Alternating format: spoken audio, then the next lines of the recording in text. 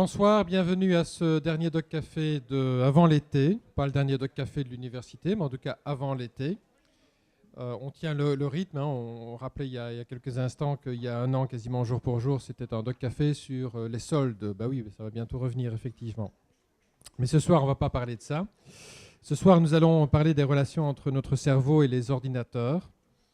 Un sujet ô combien passionnant et qui soulève aussi beaucoup de questions et de fantasmes aussi, certainement. L'ordinateur peut-il lire nos pensées, nos émotions? Notre cerveau est-il si facile à maîtriser pour un ordinateur? Une technologie informatique peut-elle faire fi du vécu, du passé de chacun, des différences entre chaque personne pour lire sans entrave dans notre cerveau? Ou au contraire, les hommes sont-ils chacun des êtres uniques, ce qui rend spéculatif la volonté d'une machine, pour une machine de prendre les commandes de nos actions, de nos émotions, de notre raison? Cependant, des technologies existent qui suppléent aux carences de notre cerveau lorsqu'il dysfonctionne. Il y a des exemples, et nous le verrons, par exemple pour la maladie de Parkinson. Il existe des implants qui induisent des stimulations cérébrales qui valent thérapie pour des patients atteints de troubles moteurs. Mais si l'ordinateur que l'homme conçoit peut prendre le pouvoir sur notre cerveau, l'inverse est vrai aussi. Aujourd'hui, la recherche vise à doter les ordinateurs de capacités de raisonnement, de déduction, d'association d'idées, telles que notre cerveau les pratique aisément. Et on entrevoit ici très vite le saut que cela constituerait pour nos ordinateurs dotés de nouvelles puces neuronales. Bref, c'est un peu une partie de cache-cache entre les ordinateurs et nous, sauf que les ordinateurs n'ont pas pris le pouvoir et que c'est encore nous qui les commandons, nous qui les dotons ou essayons de les doter de capacités qui nous paraissent utiles, intéressantes, notamment dans le domaine médical. On s'en doute, ce sont des domaines de recherche très pointus qui demandent des compétences à la fois spécifiques et interdisciplinaires. Et c'est finalement ce qui caractérise le panel que nous avons réuni ce soir pour ce Doc Café. Comme à l'habitude, il s'agit de jeunes chercheurs, doctorants ou récemment promus docteurs, et je vous les présente. Julie Dethière qui est au milieu, on ne peut pas se tromper, c'est la seule femme. Et d'ailleurs, on en a régulièrement ici à la tribune des Doc Café, des chercheuses. C'est vraiment très très réjouissant pour la science. Julie Dethière, tout d'abord, donc vous êtes ingénieur civil spécialisé en bioingénierie médicale. Alors c'est déjà en soi la rencontre entre deux mondes qui ont besoin l'un de l'autre, la médecine, les sciences de l'ingénieur. Et il y a des formations donc, à l'université de Liège qui sont d'ailleurs, je crois, plus ou moins spécifiques à notre communauté française de Belgique. Vous poursuivez actuellement vos recherches à l'Institut Montefiore de l'ULG en tant qu'aspirante du FNRS, c'est bien ça. Et vos recherches portent sur la maladie de Parkinson et en particulier sur l'activité neuronale liée à cette maladie que vous essayez de modéliser à partir de données fournies par des implants neuronaux efficaces chez certains patients. C'est plus ou moins ça. OK. Alors avant de vous entendre ici, on entendra d'abord votre intervention, votre prestation lors du concours Ma thèse en 180 secondes. Lors de sa première édition l'an dernier, vous y aviez remporté le prix du public et ce concours vise en 180 secondes, en 3 minutes, à présenter et à vulgariser sous une forme à la fois complète, exacte et attrayante l'objet d'une thèse. On y viendra dans un instant. Laurens van Kalster, ensuite, qui est tout à fait au bout de la table. Vous êtes diplômé en neuropsychologie à l'Université catholique de Louvain. Et vous poursuivez actuellement votre thèse de doctorat au sein du laboratoire de recherche en neurosciences cognitives à l'Université de Liège. Vous vous intéressez aux mécanismes de cognition, aux mécanismes spontanés de cognition, à l'éveil, mais lorsque notre activité cérébrale est cependant au repos. C'est bien ça. Et par exemple, pas comme chez les étudiants pour l'instant, j'imagine. Voilà. Oui, surtout, effectivement. Nous verrons avec vous que la plasticité neuronale chez chaque individu est telle que non seulement cela complique votre recherche, mais complique aussi singulièrement toutes les technologies qui visent à contrôler notre cerveau de l'extérieur, par exemple avec des implants, et on voit que là, il y a vraiment de fortes connexions entre les différents interlocuteurs de ce soir. Alors, quant à lire dans les pensées d'autrui, eh bien, on semble être plus près du fantasme que de la réalité, même pour des diseuses de bonne aventure. Alors, Quentin Noirom, dernière intervention que nous entendrons. Vous êtes ingénieur civil en mathématiques appliquées et docteur en sciences appliquées de l'Université catholique de Louvain également. Vous êtes spécialiste en traitement des images et des signaux médicaux.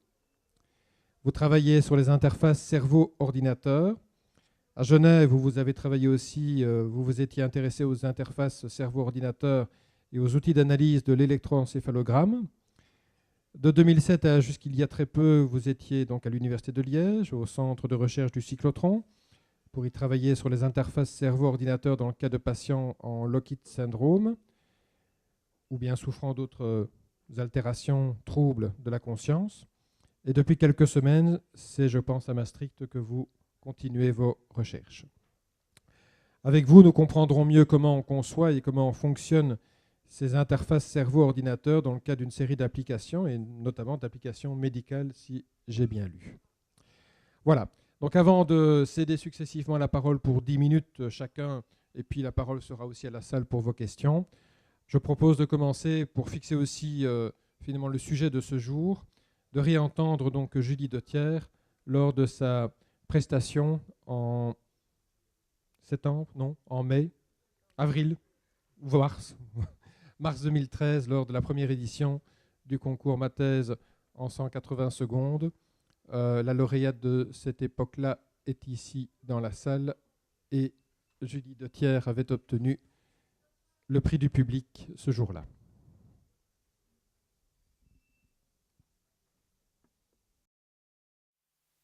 10 millions de personnes dans le monde souffrent de la maladie de Parkinson. Maladie de Parkinson, vous pensez sans doute à un proche ou à une célébrité comme le boxeur Cassius Clay. C'est une maladie neurologique causée par la perte des neurones dans une partie du cerveau appelée substance noire. Les symptômes sont surtout moteurs. Les Parkinsoniens tremblent beaucoup. Pour rendre la vie plus facile aux patients, ils peuvent recevoir un médicament, mais il n'agit qu'un certain temps. L'étape suivante, c'est un implant électrique qu'on place directement dans le cerveau. Cet implant va alors stimuler de façon électrique une partie du cerveau touchée par la maladie. Jusqu'à présent, personne ne comprend pourquoi cette stimulation électrique fonctionne, ni même la raison des troubles moteurs de la maladie de Parkinson. En tant qu'ingénieur biomédical, je suis idéalement placé à l'intersection de la technique et du médical pour tenter de répondre à ces questions. J'utilise les outils de l'ingénieur pour construire des modèles du cerveau et comprendre ce qui fonctionne et ce qui ne fonctionne pas. Ce qu'il faut savoir, c'est que les neurones sont des cellules excitables qui communiquent entre elles grâce à des impulsions électriques, de façon aléatoire, désordonnée. Pam, pam, pam, pam. Mais chez les Parkinsoniens, ces impulsions sont très ordonnées et forment des bursts, c'est-à-dire plusieurs impulsions très rapprochées, suivies d'une pause. Pam, pam, pam. Pom pom pom, de vrais petits métronomes. Mais il y a un deuxième problème chez les Parkinsoniens, c'est que l'ensemble des neurones produit des oscillations, ce qui n'est normalement pas le cas. Avec mon travail, je modélise d'une part les neurones, c'est l'image 1, le neurone tout seul, et d'autre part l'ensemble des neurones, c'est l'image 2, le réseau de neurones. J'essaie de comprendre comment les pom-pom-pom des neurones se propage et crée le wouh de l'ensemble des neurones. On est alors à l'image 3. On pense que les oscillations provoquent les problèmes moteurs. En effet, imaginons pour un instant dans cet auditoire que vous, les personnes du devant, vous êtes des neurones malades, ne soyez pas offensés, et vous mettez à faire du bruit tous ensemble, à faire des pom-pom-pom et wouh en même temps. Comment une personne du fond de la salle, on va dire un neurone sain, pourrait-elle me passer de l'information? Comment pourrait-elle me crier le temps qu'il me reste pour finir ma présentation? Dans la deuxième partie de ma thèse, j'étudie comment les oscillations sont liées aux problèmes moteurs. C'est donc faire le lien entre l'image 3 et l'image 4. Mon rêve, c'est de créer des modèles pour démystifier cette maladie. Mon rêve, c'est de pouvoir aider tous les Cassius Clay à se battre et mettre enfin KO la maladie de Parkinson. Merci.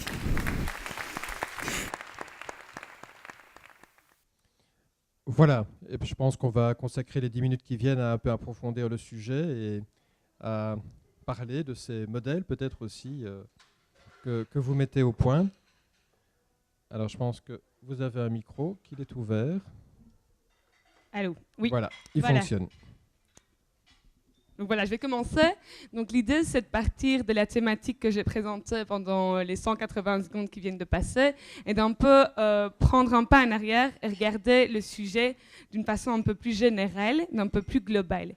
Et donc, moi, le sujet qui va m'intéresser pendant les 10 prochaines minutes, c'est cette complémentarité, ce parallélisme que l'on peut trouver entre le cerveau et l'ordinateur. Donc, deux objets, l'un plutôt physiologique et l'autre plutôt électronique, électrique. Et je vais essayer de vous montrer comment les deux se complètent, comment le cerveau peut aider l'ordinateur à ce qu'on ait des ordinateurs plus performants, qui fassent des actions plus proches de ce qui est fait dans notre cerveau, mais aussi comment l'ordinateur peut aider le cerveau, comment l'ordinateur peut aider à réparer des problèmes du cerveau ou essayer de mieux le comprendre, de mieux l'appréhender. Donc, le premier aspect, c'est l'ordinateur pour réparer le cerveau. Donc, il y a des maladies neurologiques, dont l'une qui est l'intérêt de ma thèse, la recherche que je fais au jour le jour, la maladie de Parkinson. C'est donc une maladie neurodégénérative, comme on appelle ça, c'est-à-dire qu'il y a une partie du cerveau qui est détruite. Et cette partie du cerveau qui est détruite va alors stimuler plus assez suffisamment une autre partie du cerveau. Et donc, il y a ces troubles moteurs qu'on connaît chez les Parkinsoniens, les tremblements, mais aussi un autre problème important chez les Parkinsoniens, c'est l'akinésie, c'est donc la difficulté de se mettre en mouvement. Alors pour aider ces patients qui ont vraiment des difficultés à vivre au jour le jour avec leur maladie, il existe différentes thérapies. L'une de ces thérapies, c'est un médicament qui s'appelle la L-Dopa, et cette L-Dopa va aller stimuler la partie du cerveau qui n'était plus assez stimulée. Mais ça marche bien dans un premier temps. Après, il y a un phénomène d'habituation qui fait que les patients retrouvent les troubles moteurs. Et donc, il y a une autre sorte de thérapie qui peut être proposée à ces patients, c'est des implants électriques, des puces électriques, des petits ordinateurs qu'on va placer directement dans le cerveau. Ces puces électriques, dans le cas de la maladie de Parkinson, c'est de la stimulation neuronale profonde, ou en anglais, Deep Brain Stimulation, DBS. Et que font ces implants? Comme on le voit sur l'image, donc il y a les électrodes qui vont dans la partie du cerveau qui n'était plus assez stimulée, qui sont reliées par un petit fil électrique à une batterie qui se situe au niveau de la cage thoracique. Et donc ces implants vont stimuler de façon électrique la partie du cerveau qui n'était plus assez stimulée. Alors on se dit que c'est assez drastique comme méthode pour essayer de limiter et de réparer le cerveau, de limiter les problèmes, les troubles moteurs. Et on se dit, pourquoi est-ce que quelqu'un voudrait subir ce genre d'opération? C'est pourquoi je vais vous montrer une petite vidéo qui va vous montrer à quel point cette DBS, cette stimulation neuronale profonde, vraiment change la vie des patients.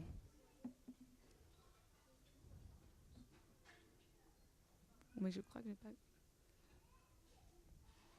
Donc ici, nous avons affaire à un patient parkinsonien qui a cette DBS.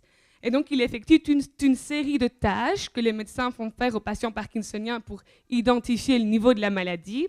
Et donc, ces tâches consistent notamment à tendre les bras pour identifier le tremblement, le niveau de tremblement, et puis à faire des clappements de doigts pour identifier le niveau d'akinésie, c'est-à-dire la mise en mouvement. Et donc, là, on se rend compte que cette personne n'a pas de problème pour effectuer cette tâche.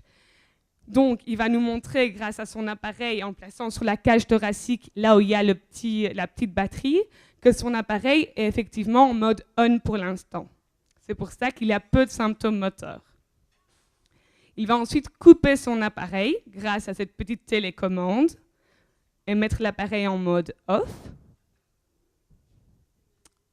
Et puis là, assez rapidement, on voit l'apparition des tremblements.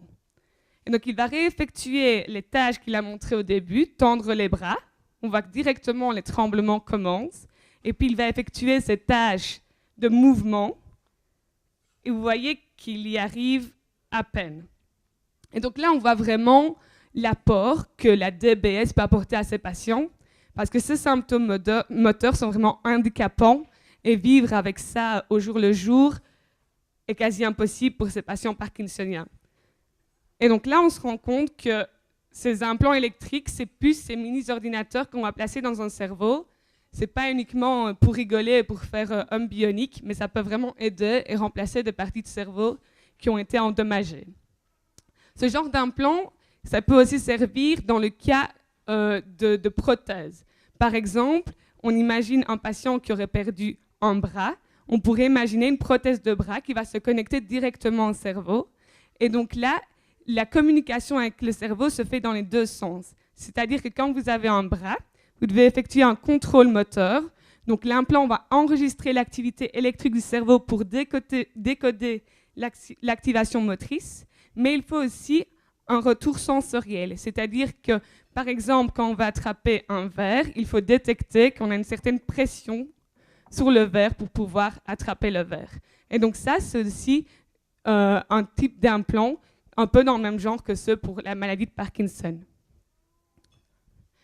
L'autre apport, l'autre ajout, l'autre objectif que peut donner l'ordinateur et comment il peut aider le cerveau, c'est pour essayer de mieux le comprendre. Parce que aller remplacer une partie du cerveau, c'est bien, mais comprendre les troubles moteurs, comprendre les maladies, c'est encore mieux. Alors, comment est-ce qu'on peut utiliser un ordinateur pour comprendre mieux le cerveau? Donc ça se rapproche de ce que je fais moi au jour le jour. On va simuler, reproduire le comportement d'un cerveau sur un ordinateur. Comment est-ce qu'on fait ça? On part de données électrophysiologiques, des enregistrements vraiment au niveau de la cellule. On identifie les comportements et on les traduit en équations.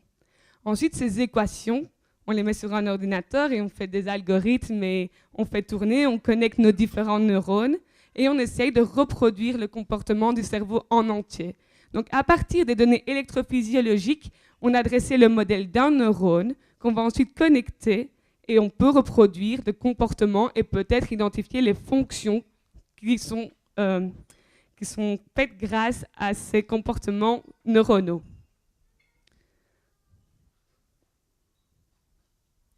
Donc là, on a vu ce que l'ordinateur pouvait apporter au cerveau, mais j'ai aussi parlé du fait que le cerveau pouvait vraiment aider l'ordinateur. Et donc là, je vais aborder deux sujets. Pourquoi est-ce que le cerveau pourrait être un modèle pour l'ordinateur?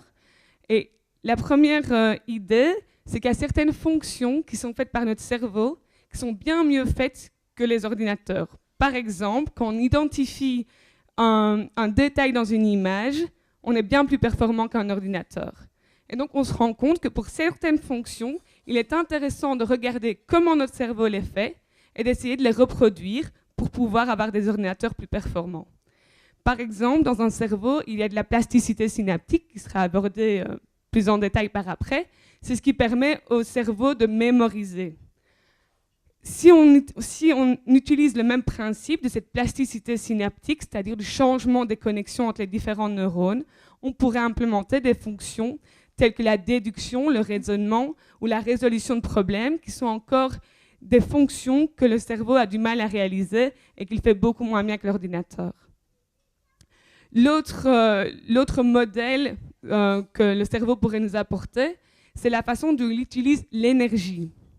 C'est-à-dire que les fonctions qu'on réalise sont impressionnantes et on n'utilise pas tant d'énergie que ça.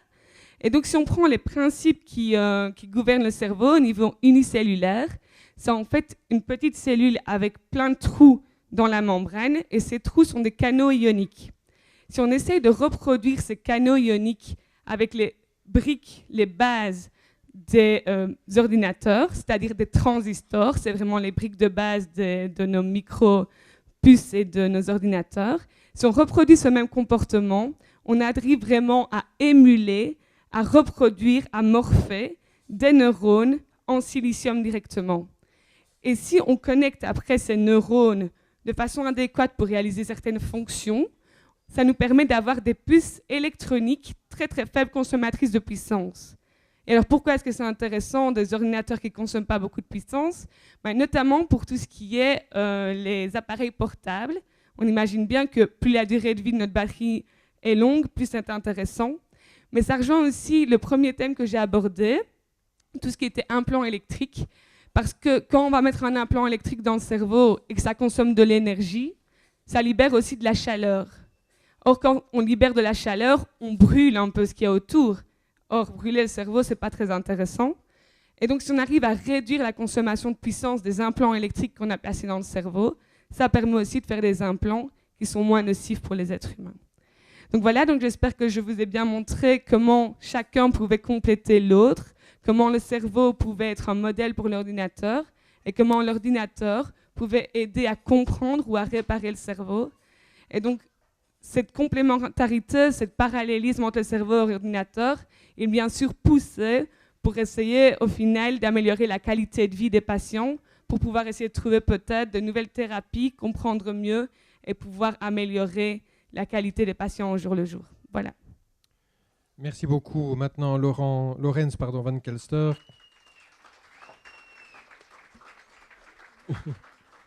Qui va finalement nous expliquer qu'il n'y a pas un cerveau sur Terre, mais près de 8 milliards, si j'ai bien compris. Différent. Voilà. Alors, moi, tout simplement, je vais plus parler de cerveau de manière générale, dans sa globalité, on va dire. Et tout le monde a déjà vu une image d'un cerveau quelque part, que ce soit à la télévision, sur Internet, etc. Et lorsque les gens voient un cerveau, ils voient également souvent un ordinateur. Ils l'imaginent comme un ordinateur, parce qu'il permet d'effectuer les mêmes tâches, traiter l'information, stocker l'information, etc., etc.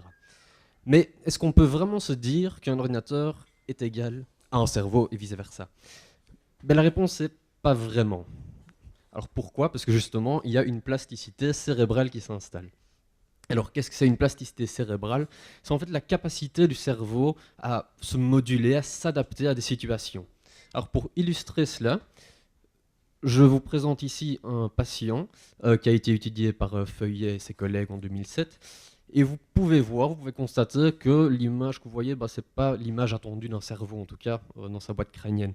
Ici, ce qui s'est passé, c'est que le patient a eu un élargissement des ventricules qui sont à peu près comme des espaces vides, remplis de liquide dans votre cerveau. Et celui-ci s'est fortement élargi au fur et à mesure des années. Alors, vous pouvez vous dire que voilà, la personne que vous voyez ici n'a pas beaucoup de fonctions ou ne doit pas être très vivant. Détrompez-vous, cette personne a en fait une vie assez normale, une vie sociale, une vie de famille, travaille en tant qu'ouvrier, etc.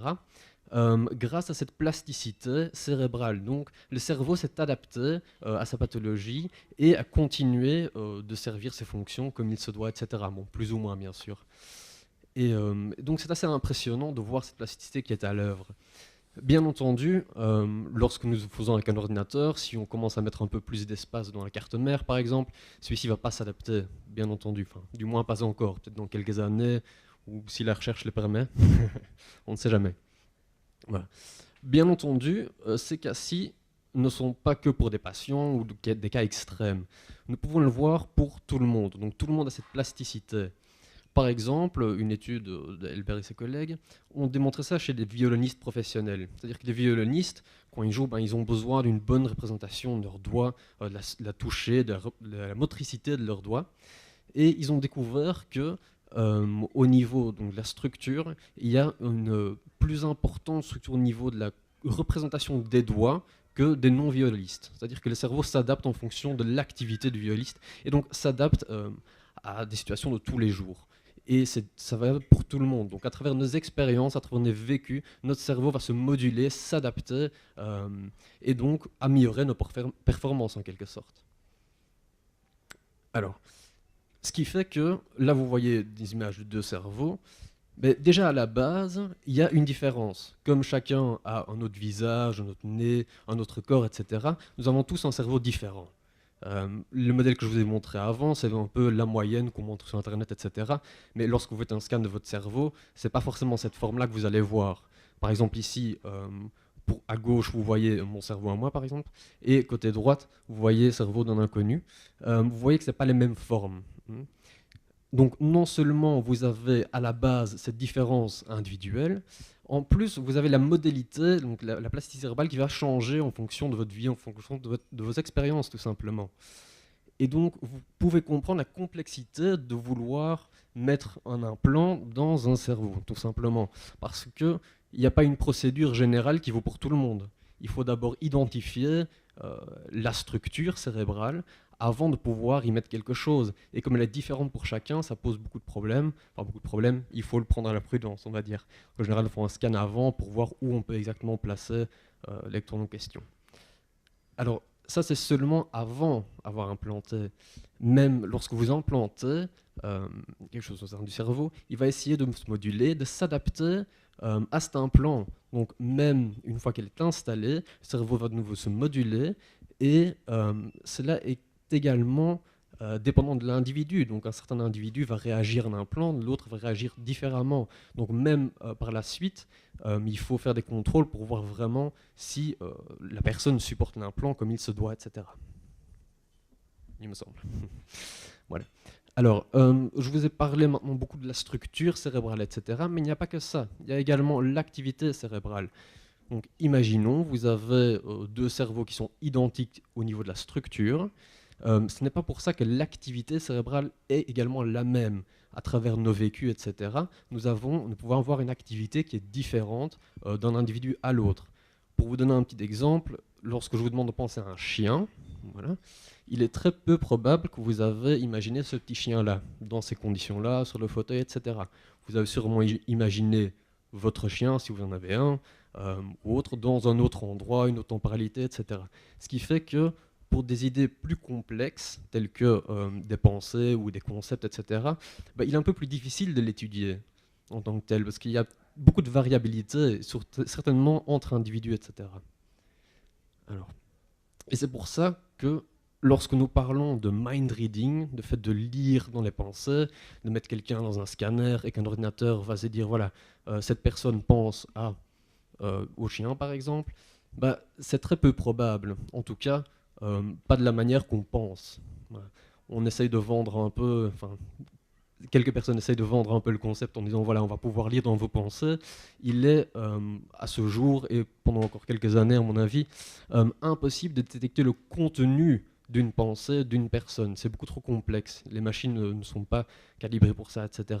Nous pouvons regarder plus au niveau global, donc tout ce qui est musculaire, etc., que nous comprenons assez bien et qui est propre à l'individu. Donc on peut très bien avoir une représentation de son bras, de ses mouvements, etc., qui est plus global pour chacun. Mais lorsqu'on demande un concept comme un chien, là, ça devient beaucoup trop individuel. Et donc, le problème du mind reading se pose. Donc ici, on va dire le mind reading, c'est pas encore pour bientôt. Mais nous avons des approches très, très intéressantes qui vont un peu dans ce sens-là. Et pour ces approches, justement, il y a mon collègue qui va parler un peu de ce qui se fait en matière d'alphabétisation par machine, et donc la prédiction des mentalisations à travers l'IRM. Voilà, j'ai pas rien à faire, c'est Quentin Noirom.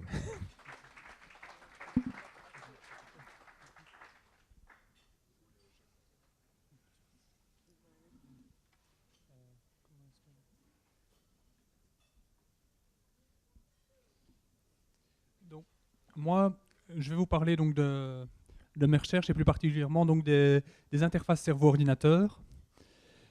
Donc, tout d'abord, une interface cerveau-ordinateur, c'est un moyen pour le cerveau de communiquer avec le monde extérieur sans utiliser ni les muscles ni la voix. Et donc, comme Laurence vient de le dire, il ne s'agit pas du tout de lire dans votre cerveau, mais plus d'établir un code entre vous et l'ordinateur pour échanger des signaux, comme on a développé le code Morse ou comme on développe n'importe quel alphabet. Et donc la première chose, j'ai représenté, c'est moi qui ai fait le dessin, donc il faut m'excuser un peu. Il faut acquérir des signaux, et donc ça on utilise soit l'IRM fonctionnel, donc ce sont les espèces de sarcophages, on vous couche dedans, et on peut voir l'activité de votre cerveau avec un délai de quelques secondes. On utilise l'électroencéphalographie, qui est beaucoup plus utilisée dans le domaine des interfaces cerveau-ordinateur, où on pose des électrodes à la surface du cerveau et on mesure alors l'activité électrique qui est générée par l'activité des neurones. On peut être plus invasif, comme déjà discuté par Julie, et mettre alors des électrodes implantées, où on va aller mesurer soit des groupes de neurones, soit des neurones individuels et mesurer leur activité. Mais la manière la plus courante, en tout cas dans les recherches sur les interfaces cerveau-ordinateur, c'est encore de poser des électrodes à la surface de la tête et de mesurer l'activité électrique. Alors une fois qu'on a acquis le signal, on utilise alors... Non.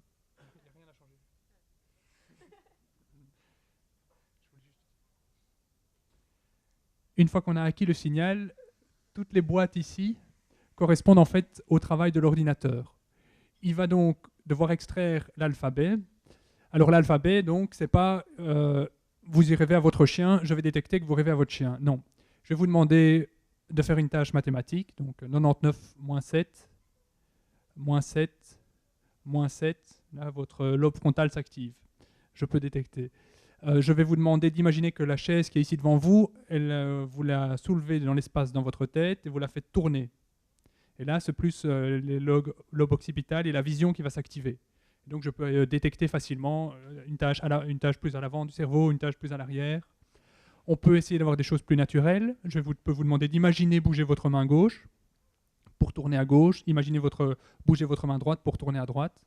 Bien sûr, quand je vous demande d'imaginer bouger votre main, ça devient déjà plus complexe parce que vous pouvez soit imaginer que c'est ma main qui bouge et que vous êtes en train de voir, soit votre main, soit une main tierce, soit vous ne voyez pas une main mais vous l'imaginez d'une autre manière.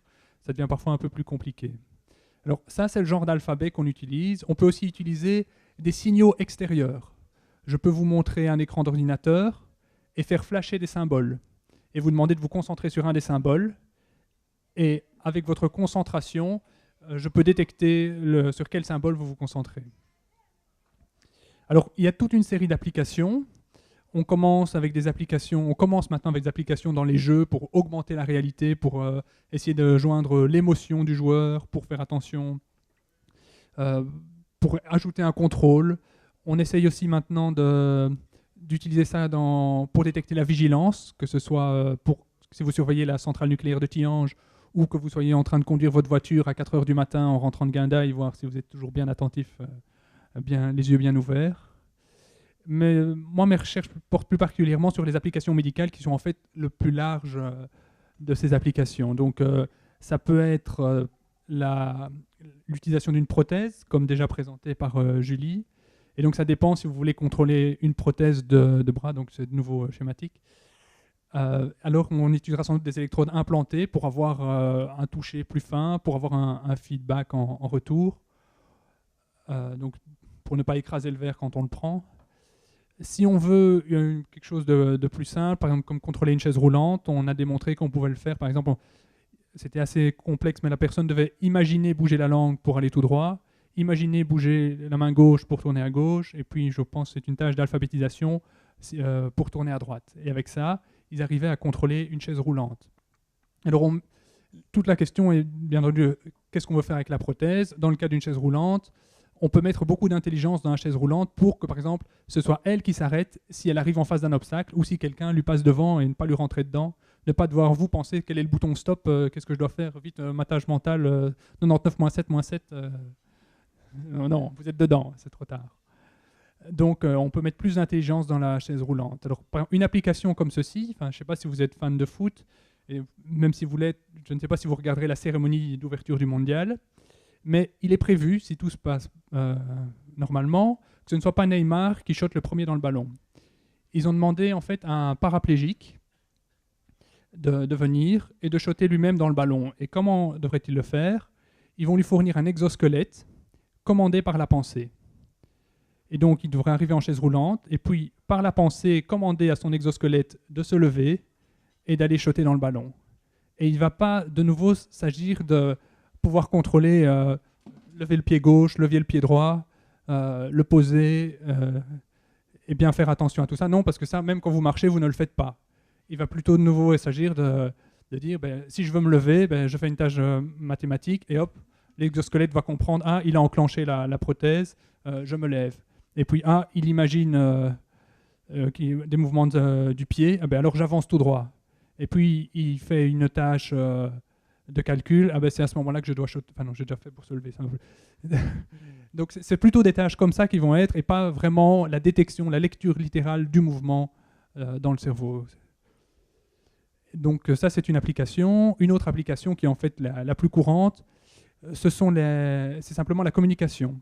Pour des gens qui sont paralysés, notamment les patients locked-in syndrome, si vous avez vu le scaphandre et le papillon, on voit justement un de ces patients qui est en locked-in syndrome. Il est complètement paralysé et tout ce qu'il peut encore faire, c'est bouger une paupière pour communiquer.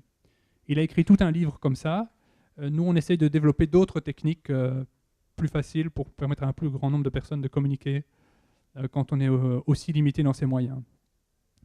Et donc une approche, c'est par exemple en utilisant les lettres qu'on voit ici, et comme je dis, on les fait flasher à tour de rôle, et on demande à la personne de fixer une de ces lettres, et on peut détecter sur laquelle lettre il regarde. Alors, il faut savoir que Microsoft, notamment Windows, permet, dès que vous avez un simple interrupteur de contact, que ce soit que vous pouvez activer par la pensée, ou même parce qu'il vous reste juste un petit mouvement du pouce, vous pouvez quasiment utiliser toutes les fonctionnalités de votre ordinateur, donc surfer sur Internet, envoyer des emails, écrire un traitement de texte, tout ça on peut le faire. Donc il y a un chercheur aux États-Unis qui pour l'instant gère son laboratoire de recherche uniquement grâce aux interfaces cerveau-ordinateur. Tout ça parce qu'il est atteint d'une maladie neuronale dégénérative et donc il peut de moins en moins bouger. Alors une autre utilisée des interfaces cerveau-ordinateur, c'est dans la revalidation, notamment après un stroke. Vous avez perdu la capacité de faire certains mouvements.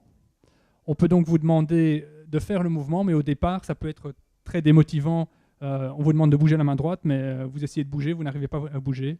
Eh bien, avec l'interface cerveau-ordinateur, on peut essayer par exemple de voir si les zones neuronales correctes s'activent et vous permettre donc de vous donner un premier feedback pour vous encourager à réapprendre. Regardez, ça s'active, continuez, vous faites bien la tâche. On peut aussi vous dire d'imaginer faire la tâche complètement et voir que les zones du cerveau qui sont censées s'activent normalement. Ça peut déjà être un feedback. Alors ce qu'on a développé ici à Liège comme spécialité, c'est plus alors pour la communication et aussi pour la détection, mais dans tous les cas des patients en coma, de voir si oui ou non ils peuvent répondre à la commande, répondre à une commande simple.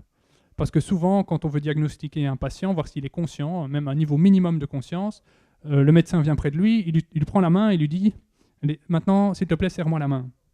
S'il te plaît, serre-moi la main. » Mais que faire quand vous êtes paralysé, comme un patient Loctine? Un patient Loctine, il va beau vouloir serrer la main, il ne va jamais y arriver. On va dire il n'est pas conscient. Mais on essaie donc de développer des techniques aussi simples que le « s'il vous plaît, serrez-moi la main » pour détecter qu'il y a la volonté de le faire, même si on ne sait pas faire une réponse musculaire. Et alors, un dernier type d'application pour les patients, c'est tout ce qu'on appelle de neurofeedback. En fait, dans les cas, par exemple, on parle d'hyperkinétisme chez les enfants, qu'on parle de schizophrénie, qu'on parle d'Alzheimer, Parkinson, épilepsie, ce sont des zones du cerveau qui ne fonctionnent plus bien.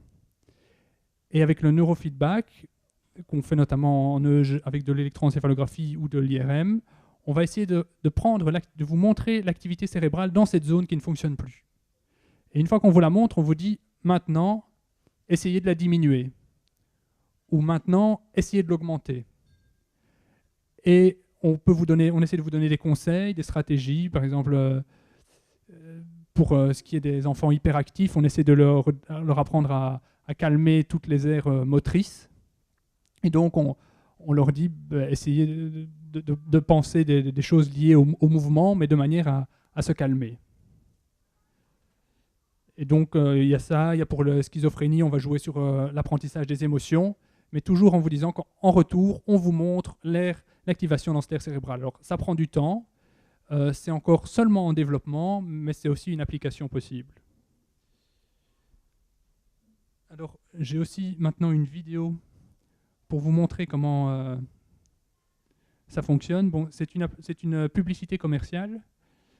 C'est le premier système qui a été mis en vente. Si ça vous intéresse, je peux vous donner les contacts du vendeur. C'est à peu près 30 000 €. Voilà, Alors, ce qu'on voit ici, on voit très bien le casque EEG qui mesure. Donc, on a le casque et on voit derrière le petit appareil EEG qui enregistre. Ça, ce sont des signaux électroencéphalographiques. Alors, ça, c'est le modèle à l'intérieur de l'ordinateur pour faire le calcul. Et maintenant, on va demander au sujet de se concentrer sur Choose. Et voilà ce que le sujet voit. Et donc, concentrez-vous sur la lettre S. Bon, soyez patient. Ne quittez pas des yeux, ça prend 30 secondes pour écrire une lettre.